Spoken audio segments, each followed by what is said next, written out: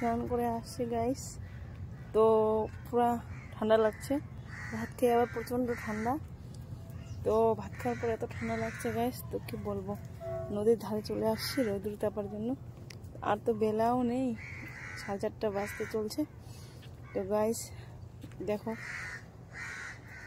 আমাদের গোটগুলোকে খাবার খাচ্ছে, ওদেরকে এখন আমি খাবার দিলাম। এত ঠান্ডা। এই যে দেখো ব্রিজ, এই দেখো ব্রিজ, এখানে ট্রেন যাতায়াত করে, সবই ট্রেন যায়, এই পাশ দিয়ে যাতায়াত করে এনজিপি থেকে। এই যে দেখো আমাদের প্রকৃতি, বাড়ির পাশে এত সুন্দর যদি প্রকৃতি থাকে তো দেখতেই আলাদা। ন্যাচারাল প্রকৃতিতে বাস করা ভাগ্যে লাগে, সবার ভাগ্যে থাকে না এরকম ন্যাচারাল। তো দেখো ও যে ওটা ফরেস্ট, সূর্যের আলোতে ফরেস্টটা অত ক্লিয়ার আসছে না।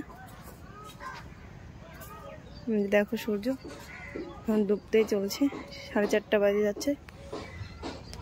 দেখো ওই যে নদীর ওপাশে অনেক বাড়ি হয়েছে, আগে তো এগুলো কিছুই ছিল না, কারণ ওই পাশেও বাড়ি হয়ে গেছে। তো গাইস এরকম প্রকৃতিতে থাকতে কারা কারা ভালোবাসো কমেন্টে জানাবা। আমাকে তো খুবই ভালো লাগে সকালবেলা উঠে এইসব দৃশ্য দেখার। সকালবেলা উঠে তো কত ধরনের পাখি দেখতে পাওয়া যায় আর কি বলবো। তো আমাদের গোটগুলাকে দেখো, সবাইকে কাপড় পরিয়েছি, কেন কি নদীর পাশে না, তো রাতে প্রচন্ড হাওয়া লাগে। তো দেখো সবাইকে কাপড় পরিয়েছি।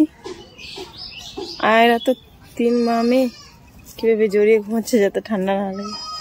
তো এদের সময় হয়ে যাচ্ছে রুমে ঢুকানোর, তো এখন এরাও রোদ্রু যাচ্ছে আমার সাথে সাথে, দেখতেই পাচ্ছ। আর এটা আমাদের বাঁশঝাড়, যে এটা আমাদের বাঁশঝাড়।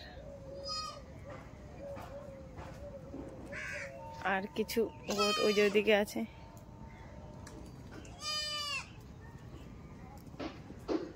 তো গাইস আজকের ব্লগটা এইটুকুই ছিল, আজকের জন্য টাটা বাই বাই, আসসালামু আলাইকুম।